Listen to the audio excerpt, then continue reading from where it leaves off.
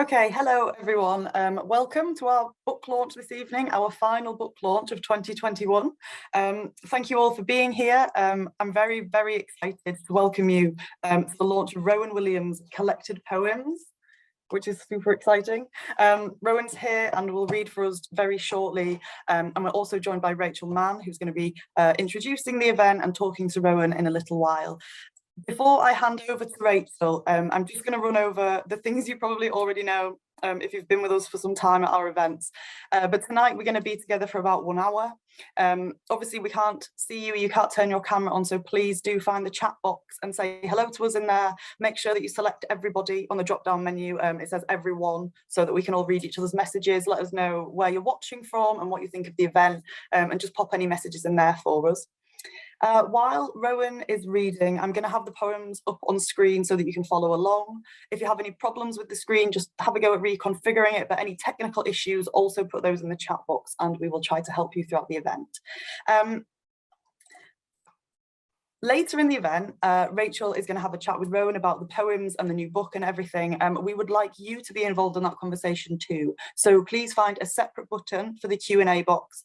Get your questions in there lined up so that Rachel can put them to Rowan later on in the event and you can be involved in the conversation as much as possible. That's all the beginning stuff, and so we can just jump into it right now. I'm going to invite Rachel to join me on screen so that we can begin the launch properly. Thank you, Jazz, and it is really great to be here for this final Carcanet launch of the year, and dare I say it, certainly the most exciting for me to be in the company of Rowan for this launch. The biog at the beginning of Rowan's very handsome collected poems says this: Rowan Williams was born in 1950. He was the 104th Archbishop of Canterbury. He spent much of his earlier career as an academic at the universities of Cambridge and Oxford successively. Williams stood down as Archbishop of Canterbury on the 31st of December 2012 and became Master of Magdalen College at Cambridge University in January 2013, retiring in 2020. Carcanet reissued the poems of Rowan Williams in April 2014. I want to note something else not inscribed in that rather austere biog. And it's this, and it's something about Rowan as a person and how that personhood is marked and inscribed in his poems. There is in Rowan and his poetry a generosity and kindness that, as far as I can see, indicates an acute alertness to the power of words to renew, remake, indeed to wound and to heal, and the way in which Rowan handles those words marks him out as someone who has that great priestly commitment to reconciliation. The collected poems we launched tonight bring together Rowan's 2 Carcanet collections alongside 2008 Headwaters collection and some of his translations, and indeed a handsome sheaf of new poems. I had the privilege of reviewing the collected for the Church Times, and I said this: the collected poems reveal a poet attentive to language's precise and disconcerting magic. So we listen to Rowan reading from his collected. Rachel, thank you so much for that introduction. Thank you for the wonderfully generous review in the Church Times as well. It's a real privilege to be alongside you on this occasion as a writer for whom I have such admiration and respect. So thank you very much for that opportunity. And thanks also to Carcanet, not only for picking up the poems, but organizing this event this evening. What I'll do is to read about a dozen poems before chatting a bit with Rachel, and I hope that there'll be a few comments that'll come in and questions that people might want to ask after that. So I want to tackle them more or less in chronological order. I suppose I started writing poetry seriously in my middle 20s, having written a certain amount of poetic rubbish as a schoolboy and a student, as one does. But one of the early ones in the collection, called Return Journey, was prompted by going back to somewhere where I'd experienced a fairly traumatic time, and finding, as we all do, that sense of places carrying rather more than you can sometimes cope with. So I'll start with this Return Journey, which is from, I suppose, sometime in the latest 70s, 1970s. Why are places not neutral? On the smoky screen of walls, shop windows, sky and pavement, spin the flickering reels of evidence, dust crawling up the frames, the privately detected chronicle of clumsily arranged affairs with time and place.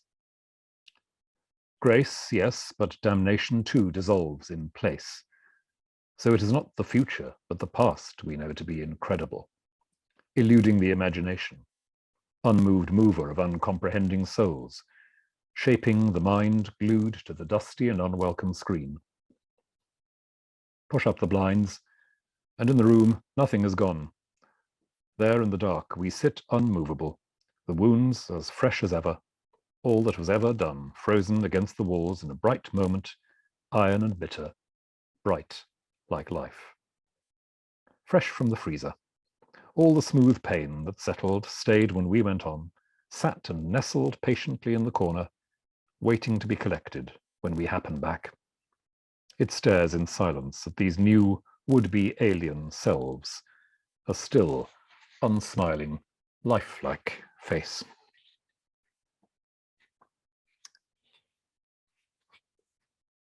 Quite a few of the poems in the collection, well, in the collections overall, are what people who know their technical vocabulary call ekphrastic.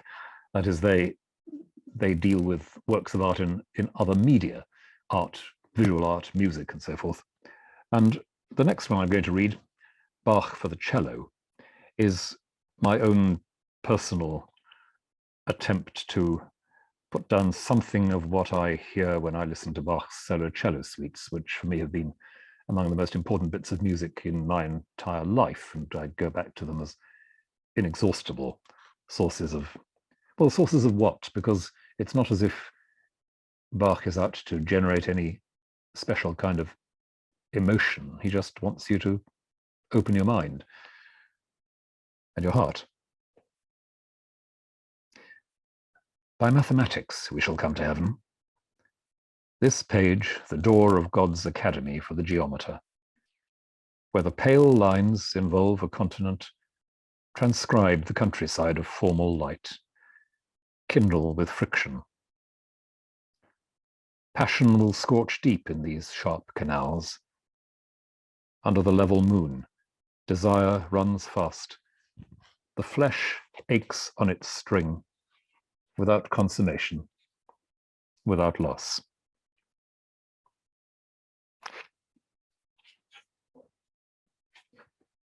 One of the collections I published was called Remembering Jerusalem.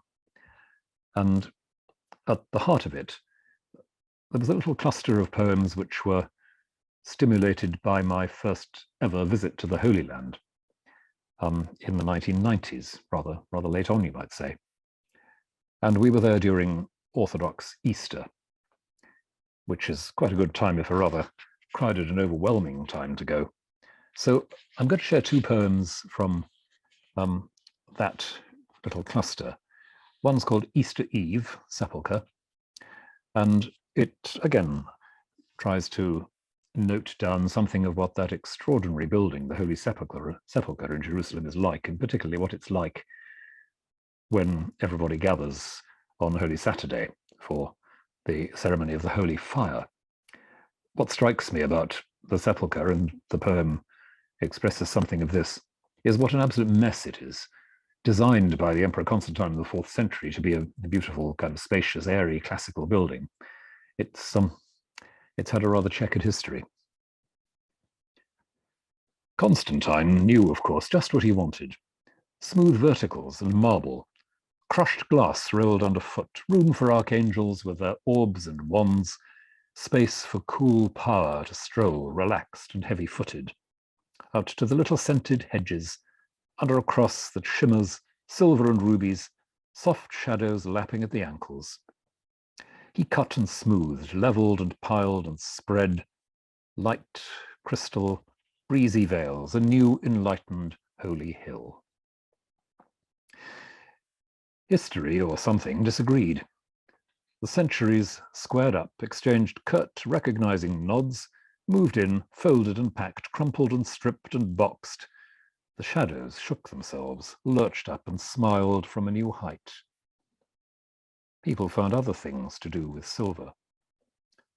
Air from the marble lungs is punched out, and the colonnades are crushed and processed into a maze of ditches, damp stone capsules, walls, cavities, corners with don't-ask smells, and fairground decoration.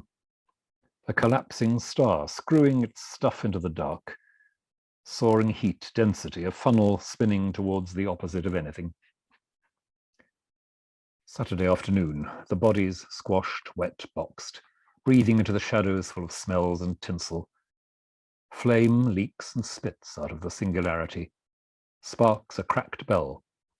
Iron, rope, smoke, pant in the tight dark. A light-footed, high-strung passing. Afterwards we breathe, dry off the sweat and crying. Ask what history is after, bullying us into waking, into this oppositeness.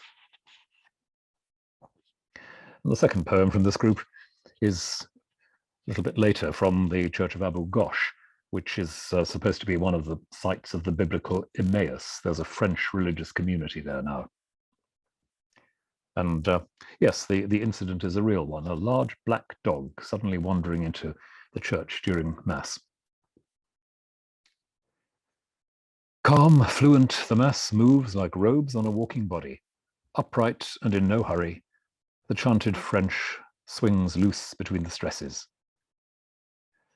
Finding its way in here, something not quite the hard dawn crackling out of the grave, but heavy, lumbering maybe, quiet as it pads in from downstairs, lies down and looks at us, something idle maybe, breathing just audibly, not without noticing, not to be avoided.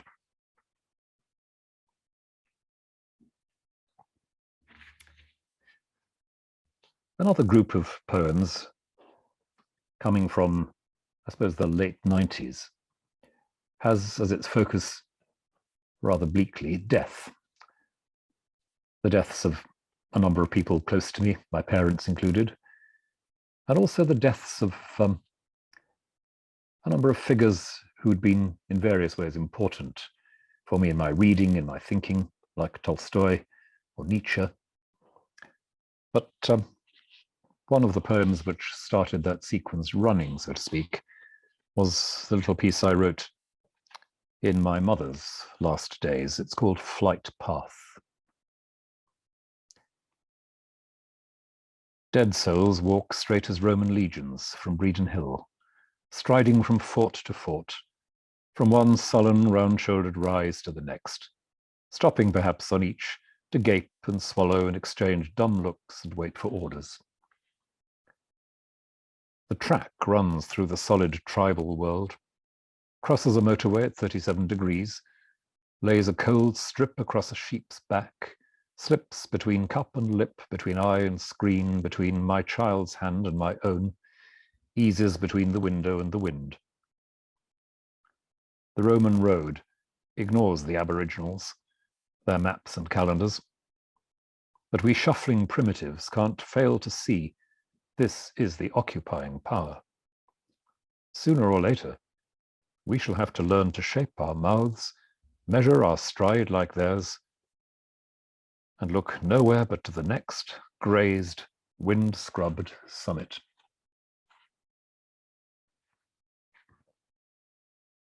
I suppose that at this period, the 90s, early noughties, I rather got into the habit of thinking of poems in clusters, in groups. And the group, under the general title of Celtia, is based on a variety of bits of information, bits of art, artifacts from the pre-Roman Celtic world in Britain and elsewhere.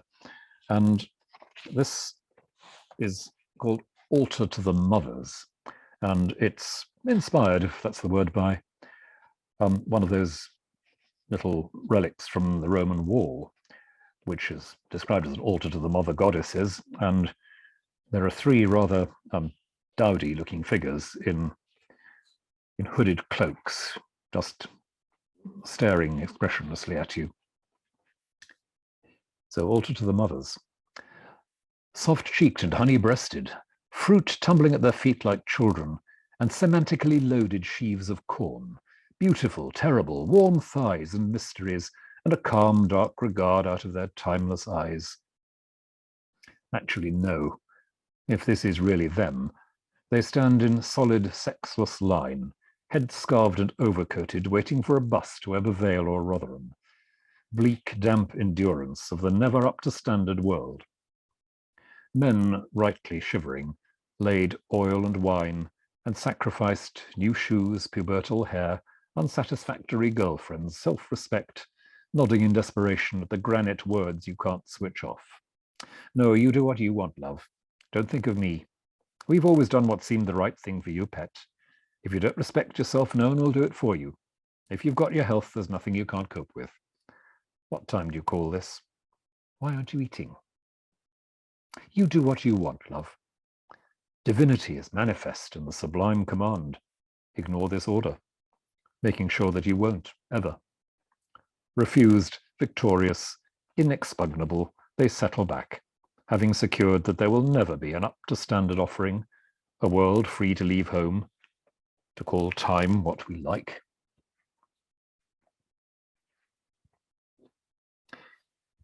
And then, I suppose somewhere in the early 2000s, I had a request to write some poems about love for an anthology. Now that's a rather tall order. If somebody simply says, write us some poems about love, where on earth do you begin? But that was around the time, I suppose, when a lot of us were watching that delightful, if rather bonkers film, Shakespeare in Love. And I thought, well, Shakespeare in Love, that's quite a good title for a poem or two. And what I ended up doing, and what in fact turned out to be completely unpublishable for the anthology they had in mind, was a series of poems, sort of sonnets, but not exactly, called Shakespeare in Love, looking at how love is handled in different Shakespearean plays.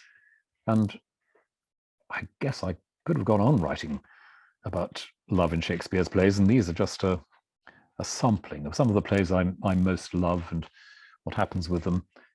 So, yes, here's The Winter's Tale to start with. As you'll see, it's a kind of riff on some of the imagery, some of the unfinished business of the play, some of what I think of as the music, the resonances of images and events in the play. The white cells flower in the bloodstream, images of her, the dream of someone else's bed. Morsel by morsel, she too is eaten up, cancered and cancelled. Under the ground she goes, and he is left, dreaming in fever of the empty beds. There was a man dwelt by a churchyard, dwelt in the neighbourhood of children's leprous gravestones, boys and girls dead in the great frost. One day there is an idiot fairground music, spring working loose.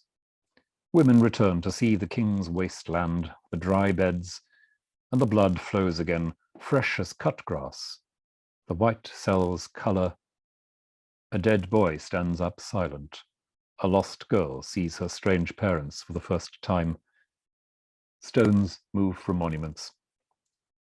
Pins and needles. Life, unconsoled. And then King Lear.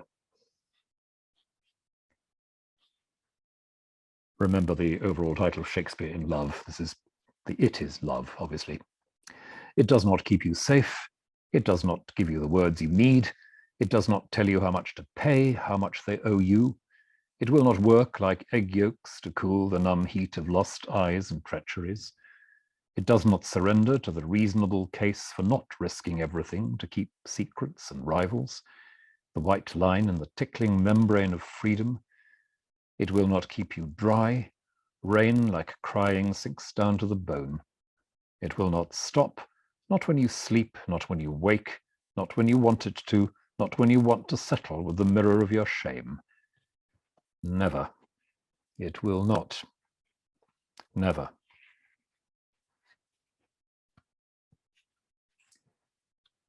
As I said, this was a sequence of poems which I was asked to write, but which have turned out not to be what they were looking for.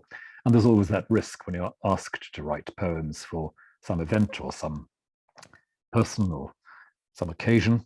The next poem I'm going to read, Please Close This Door Quietly, was written for the Historic Churches Trust.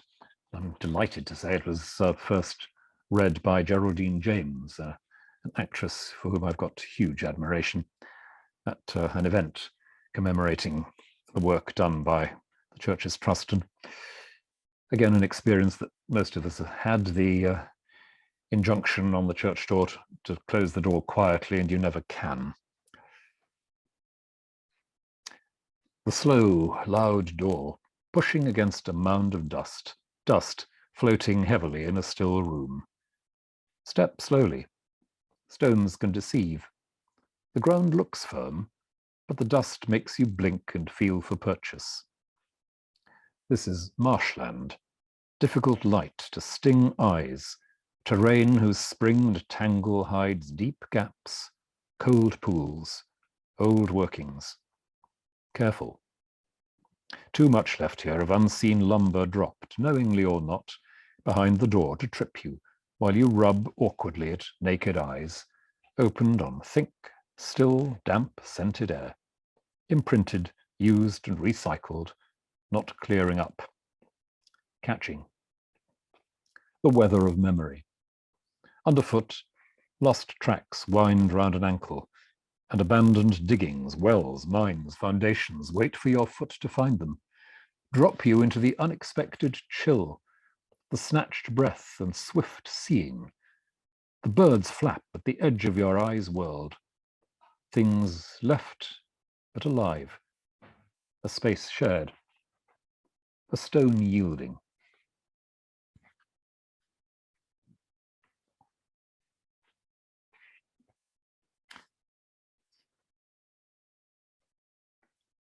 I've written a couple of poems for and, in a sense, about my children.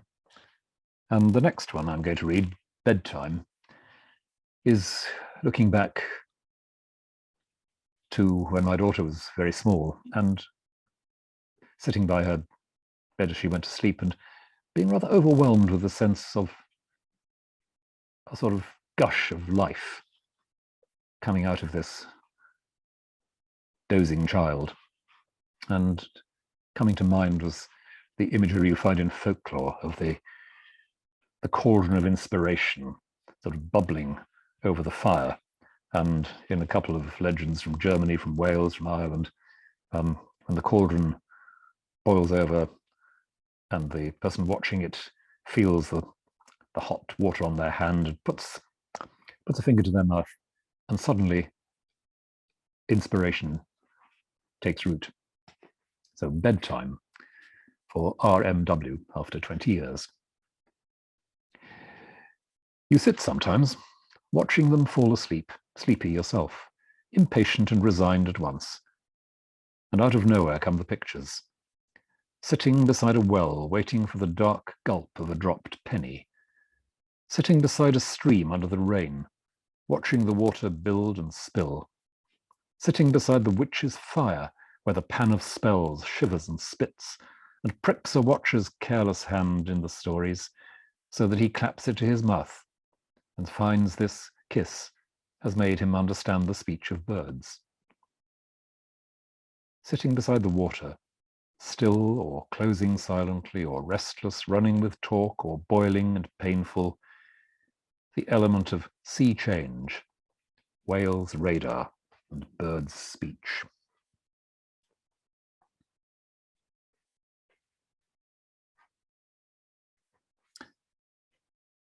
As Rachel mentioned, and as most people are vaguely aware, I worked for 10 years as Archbishop of Canterbury, and one of the things that does come to mind quite regularly as Archbishop is that while you may be having a horrible time, plenty of your predecessors have had an even more horrible one. And I used to look at the portraits of some of my predecessors on the wall and think, well, I haven't actually been butchered in my cathedral or burned alive, so what am I moaning about? Thomas Cranmer's trial and death is one of the most poignant stories in the history of the English Church. At effectively his show trial, he was ceremonially stripped of his orders. His palms were scraped to remove all traces of the holy oil of anointing. His head was shaved so that the tonsure could be obliterated, and he was dressed up in parodic vestments before being taken out to be burned alive. And of course, Cranmer himself, having recanted his so-called heresies during the process of his trial, at the very last moment, decided to recant his recantation and go back to his former belief and die with, as he believed, die with integrity. And he held out his hand into the flame so that the hand that had, as it were, betrayed him, that had signed his recantation, would burn first. Recycling parchment was a skill you needed when the business of bookmaking was expensive, glacially slow. Taking the pumice stone to rub the surface, shave it smooth of the whispering filaments, the bristles pushing through. Scrape down to silence, hold it before the firelight to check its new nakedness. After they dressed him up in coloured rags and pointed hat, they stripped him to his shift again and scraped the hair off from his skull and took a knife to shave the hands of the last lingering stubborn damp of holy oil. Dry and stubbled he hung there, a skin to write on, naked, old and fresh. I never knew words could be so ground and swept. What shall I cry? After the stone's rub and the knife, now I am held up to the fire. He runs into the rain, slipping on treacherous cobbles, praying the drizzle would streak the skin again in black. He puts his hand out, peering in firelight, to sign a last will or a New Testament.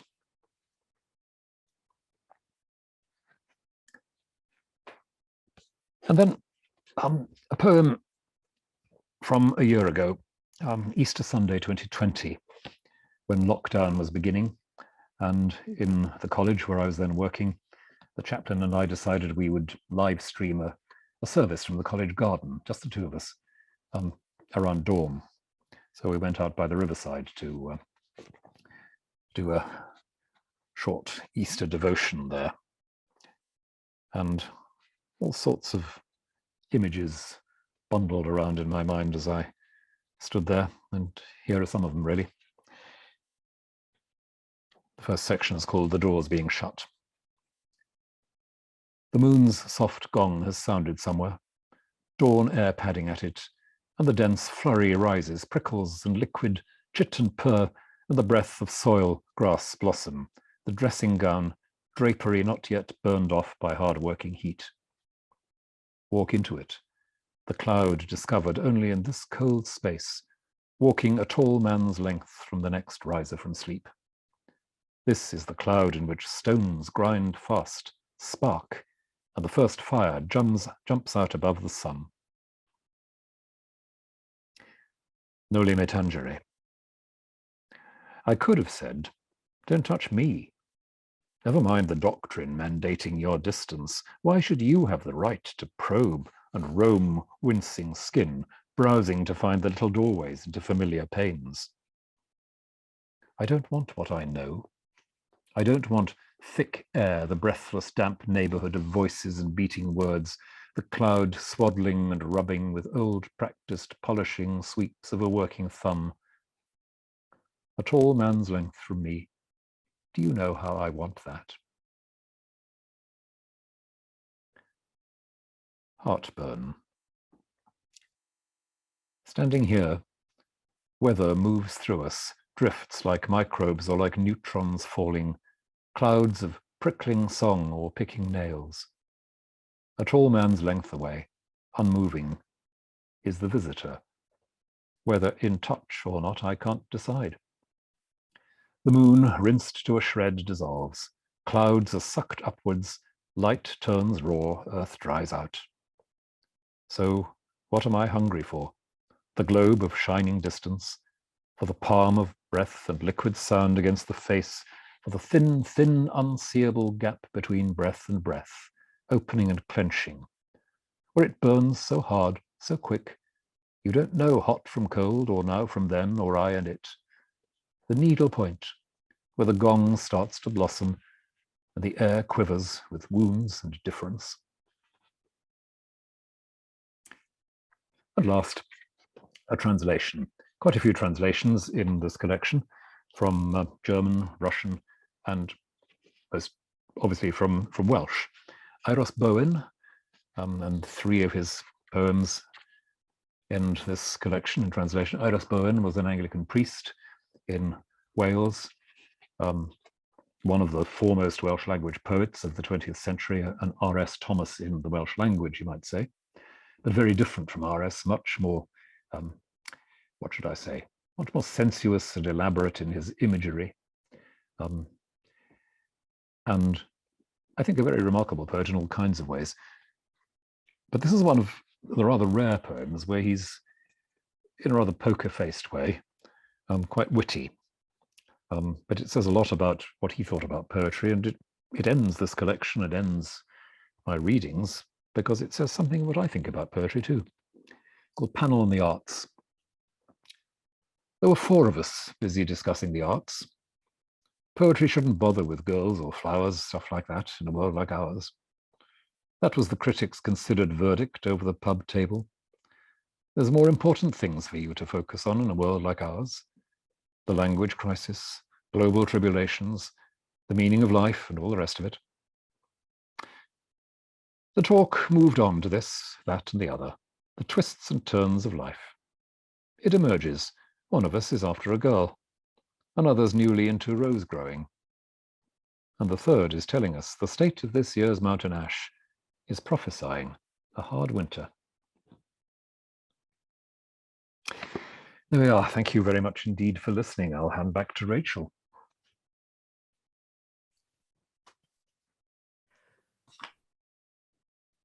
Thank you so much, Rowan. Thank you. Poetry shouldn't bother with girls or flowers, stuff like that, in a world like ours. Thank you for being alert to the power of the human and of the world in a world like ours. Before we start our conversation, Rowan, just to say to those who are with us, please do add your questions using the Q&A box. I think that already some are coming in.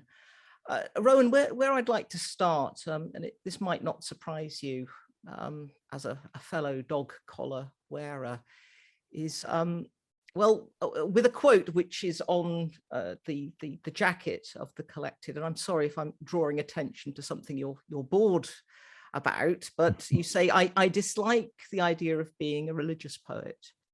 I would prefer to be a poet for whom religious things mattered intensely. And I guess I'd like to distill my response to that and into a very short question as a fellow priest poet.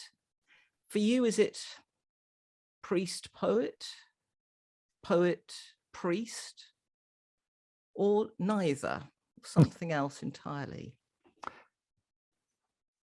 It's probably neither, because I'm just a bit wary of the kind of compartmentalization that all this might suggest. You know, a religious poet sounds like a kind of subspecies of poet. And I think the first task is just to be a poet, not a religious poet or a priest poet. But if you're supposed to be a poet, you're supposed to be a poet, end of, in a way. Just as a priest with a hyphen, is supposed to be a priest. For goodness sake, get on with it. It's not that you need subdivisions all the time. So I suppose they just map onto each other or slide apart. And I remember years ago reviewing a book on R.S. Thomas by a great friend of mine, a beloved inspiration, Dewi Phillips, D.Z. Phillips, the philosopher, fellow citizen of Swansea. And much as I thought it was a good book, Dewi kept on talking about the priest poet. And please stop. He's a poet. Just take him seriously. He's a priest. Take him seriously in that light. So I think that's what I'm kind of grumbling about a bit. Well, I very much value that grumble. And I guess if somebody called you a priest poet or a priest novelist, you'd have some things to say. I mean, what's a priest novelist? I mean, isn't that interesting? I mean, I suspect the priest poet thing, it's generated a momentum from that sort of sense of the that poetry is the greatest of the arts and how it intersects with liturgy. But again, at the risk of irritating you, what does poetry make available for you that liturgy or theology doesn't? Because I think you're an extraordinary theologian, but there's something that poetry clearly makes available for you. Yes, I wonder if it makes sense if I say that poetry is much less linear. Liturgy has to get you somewhere, and one of the things I often say to students about liturgy is the point of liturgy is that you're not in the same place at the end as you were at the beginning. It's it's more than ritual. It takes you from A to B, and even the most rambling theological book, and I've written some of those in my time, is supposed to move from A to B. Poetry doesn't have to get from A to B in a line. It can deliberately detour. It can sort of turn around from the cliff edge and move back. It can hear what it is saying and think, I've just noticed what I've said, and pause with that. Do you see what I mean? It's a much less, is the word driven form of speech. And so part of what poetry makes available for me is hanging around with images and words that come, not feeling that I've got to resolve what they're delivering. And poetry does resolve in a way, doesn't it? In the sense that you need to get to a point where what's going on the page is more or less the balance that you're hearing and trying to convey. But it's not a way of solving problems, intellectual or otherwise. No, I think was it Geoffrey Hill who talked about that the finished poem as being like a box. That's right. Yes. Clicking shut. Yes, I think the image comes from Eliot originally. Yes. And Geoffrey used it, I think, more than once, and I can see exactly why that works. There is a bit of a click to it at the same time, and this is an odd paradox about poetry, isn't it? At the same time, some poems you think, well, I'm not sure if that's really done yet, but I can't do any more with it, and it just has to go out in the world and make its way. Yes. So not every poem clicks. I think, thinking of some of these in the collection, and I'm sure you recognize this, there are some poems, aren't there, that come in a bit of a lump. You think, yeah, I've got that, it's coming through, and you get it down and think, yes. And there are others where you think, has that actually gone on the journey it needed to? I'm not sure, but let's run up a flag and see. And was it Auden? Auden was the great tinkerer. I Oh think he gosh, went yes. back, and I think, I Went mean, back. if it's good enough for Auden. Well, yes, I know, but I must say I'm not quite sure that Auden was right to go on tinkering, because a poem, to my mind, happens at the moment it happens, and somehow if you're revisiting it, you really ought to start again. I hesitate to disagree with Auden, who is one of my pantheon of poetic heroes, but do you tinker? Do you revisit? Once they're out there in the world, I let them go. I think I must let them go. But I often have things that are shoved in a drawer for half a decade that then come back. Yes, and that's rather different, isn't it? Because when you shove it in a drawer, and I've done that too, you know there's more to be done. You can't quite find the energy or the focus. And the sonnet sequence early in the collection, Crossings, I wrote all but one of those within a couple of months, and then knew it wasn't finished, and I didn't know what to do with it. I knew there was something I'd have to find out. I think it was about 10 years before I got back to that, and suddenly thought, oh, yes. And it also had something to do with the fact that it's a sequence about a not very satisfactory relationship. And 10 years on, I could look back and say, oh, yeah, that's where it was going, you know, and make a bit of a story of it. So that didn't feel too much like tinkering. I let the earlier ones just stand as they were and just try to find the extra. Well, that a line which struck me, I think it's in the Cranmer poem, "Scrape down to silence." I suspect that maybe you had to allow those poems to scrape down to their particular silence in you. I think so. I think so. And that's a moment in writing poetry, isn't it, where you recognize that you've got to the edge where if you carry on, you'll be fluent in the wrong way, and you've got to bring yourself up short. I think this is why Geoffrey Hill made himself so difficult, because he was so beautiful as a writer. You know, he could do the lyrical music so wonderfully, and as if he knew he had to tell himself, "I'll stop it now. Stop it right now. I'm not telling you again." Wonderful. Let's bring in some questions from the audience. Firstly is from Phoebe Power, extraordinary poet herself. Great to have you here. And she asks, how has writing poetry sat alongside, in support of, or possibly in tension with your vocation as a priest? Well, thanks very much, Phoebe, and thank you for being here. Some tension, yes, because I suppose what I was saying earlier about the different roles or different levels, if you set out to write devotional poetry, it's going to be in the service of something you already know.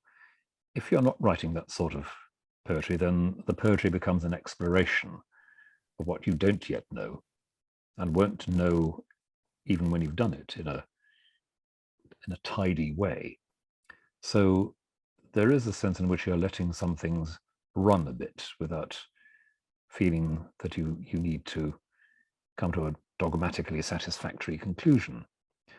And I suppose that's one of the areas where I think of yet another of my heroes, George Herbert, and the way in which Herbert deals with his fury, his doubt, his self-loathing, and his uncertainty by letting it run. And I talked about the turning around at the cliff edge a while ago, and Herbert drives full tilt towards the cliff edge, and then there's a screech of brakes at the end of the poem as the vehicle swings round. Now, that's rather extreme, but anybody who tells you Herbert is a sort of sweet and cozy poet doesn't know what they're talking about. And I suppose that's part of what I find is releasing, balancing, enriching, necessary in writing poetry alongside other kinds of writing, other kinds of utterance. And this may feed into a similar but different question from Julia Smith. And maybe you've answered this already, but let's run with it. Does your faith ever constrain what you allow yourself to write, or the way in which you allow poems to conclude? I mean, the call to orthodoxy is a potent one, Father, but the call to poetry is as strong, I think. Where do you run with that? It's a really interesting question, I think. Thank you, Julia. And not easy to answer, because I'm never aware of thinking, oh, whoops, I'd better be careful what I say there. And I think that, there are some poems where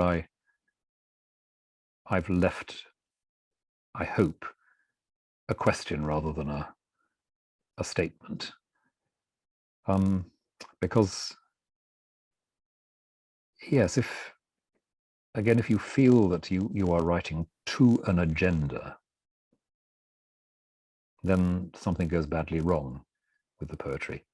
Now, that doesn't mean that the poetry is the place where you let all your doubts off the leash and say the things you wouldn't say in the pulpit. That's a very simplistic version of it. But I think that there's a style, a register of writing or speaking, which the poetry allows and the pulpit doesn't. And that's fine. I don't see those as contradictory, even though there's tension.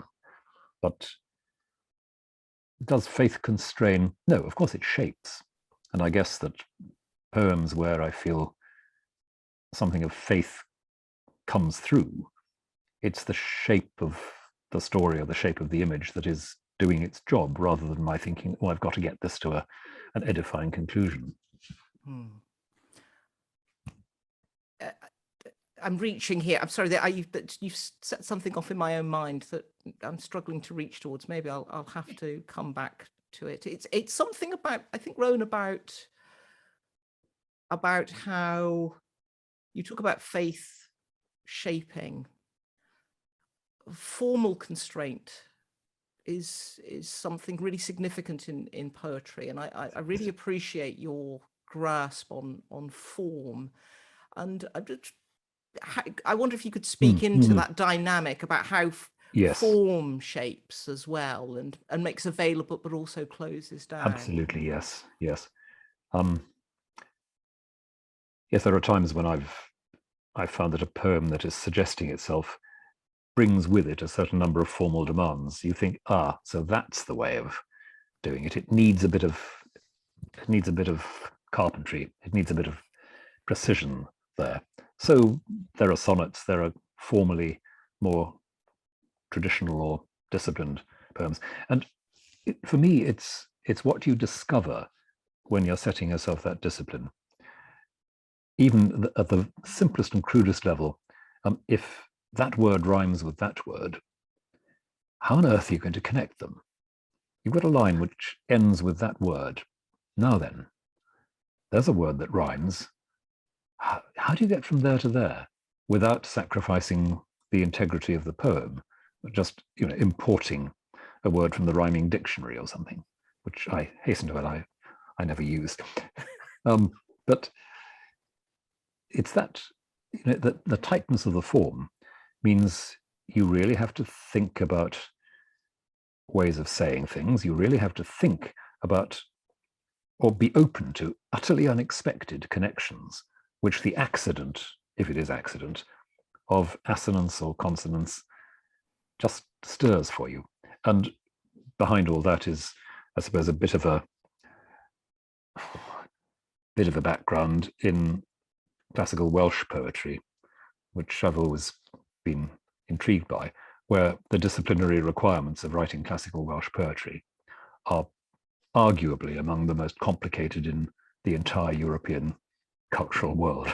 Gosh, I mean, I'd welcome a little insight into that if you...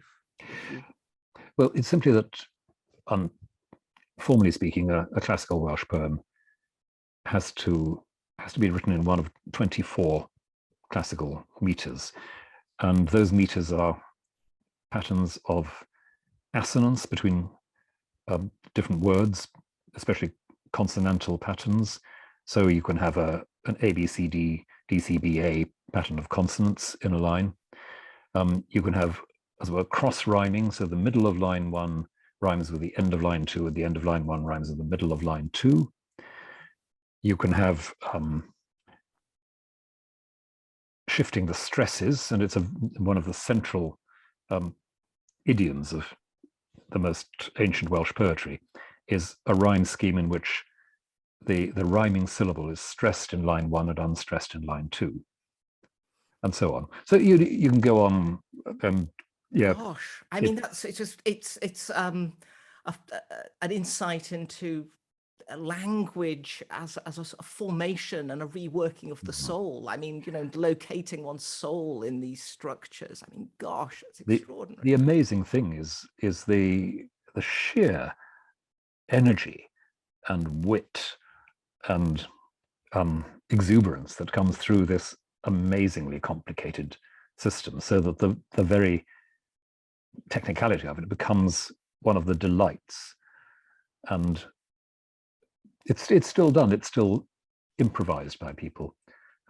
I've told the story once or twice of being at a reading with a young Welsh poet a few years ago in West Wales, and we were having dinner together, and during the meal he was occasionally scribbling on his napkin, and at the end of the meal he handed me this little epigram in one of the classical Welsh forms, just as a sort of thank you present. Gosh, it's incredible. Oh my goodness. Let's go back to the questions. This is from Jack Belloli. In your theological writing, I always really value the emphasis you invite us to put back on overlooked aspects of faith or experience. And you sometimes term them prosaic. But does that choice of word have implications for why or how you write verse? Would you write prose poetry? Oh, that's a very interesting question, Jack. I hadn't thought of that. I never have written prose poetry, and I'm a bit wary of poetic prose as such. I know I can give way to it occasionally.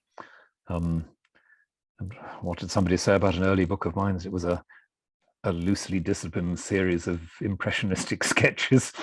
Yep, okay. Guilty as charged. But the funny thing is, I suppose, that when I use the word prosaic when I'm writing prose, I often mean it as almost a kind of compliment. It's the unpretentious sermo humilis. It's the plain style. And I like in the poetry to vary the register a bit that way, so that deliberately to keep some poems or some parts of poems very much at the level of rather grinding monosyllable or rather colloquial expressions, and also in other places let the more Byzantine elements rip slightly. It's a contrast that one or two critics have noticed, and not all of them like it, but there we are. They can live with it. Well, quite. We could talk about critics for hours.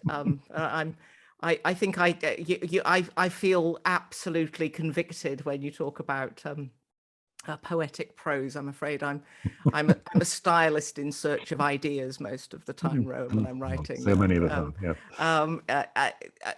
We've got time for maybe one or two more questions. I mean, this is from Hannah Bush-Nielsen, which says, thank you very much indeed for your wonderful reading. I'd be very interested in knowing which living poets you enjoy reading. Thank you. Living poets. Let's see now. Well, my great friend Gwyneth Lewis, with whom I worked on translations from some of the classical Welsh texts a few years ago. Gwyneth I enjoy enormously. I like, not a living poet, I think he's recently died, Adam Zagajewski, Polish-American. Louise Gluck, who's recently, of course, spectacularly honored, I enjoy. And Alice Oswald, Ruth Padell. Those are a few that I. And are there particular reasons? I mean, are there themes within those poets? I'm not sure not sure there are really. I just think they're good poets, and I sense in all of them a vitality of language. Yeah. Well, let's end at our beginning. I mean, which is a very poor take on Eliot, I guess. Didn't somebody say that? Yes, I believe so. I mean, so it's so why are places not neutral?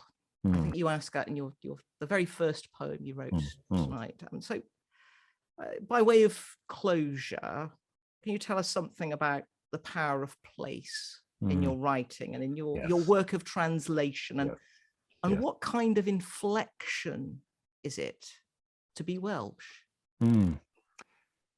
Yeah, thank you. I wonder if I can actually link that to a question I noticed in the chat from Nadira, who asks about changes between when I was writing in my 20s and writing now. I think I've become rather more conscious of place, and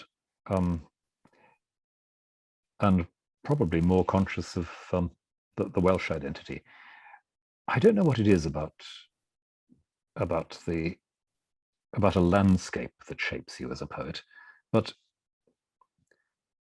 I guess that there just are landscapes that speak, that resonate, for all sorts of contingent reasons. You've seen them from childhood, you've thought about them, you've seen images of them from childhood.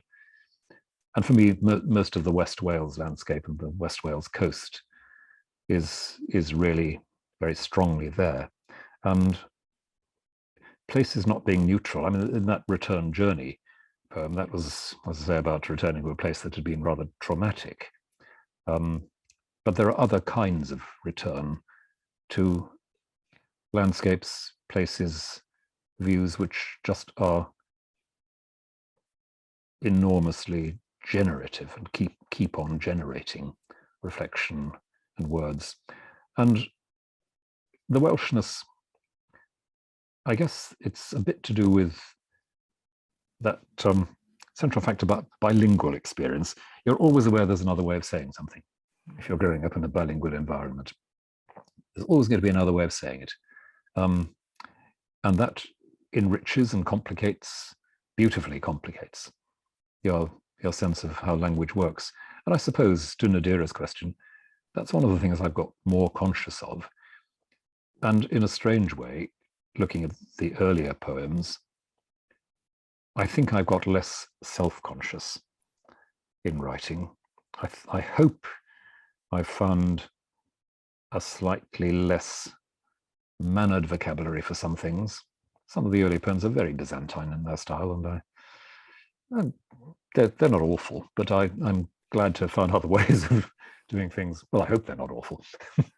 So maybe a bit of simplifying, maybe a bit of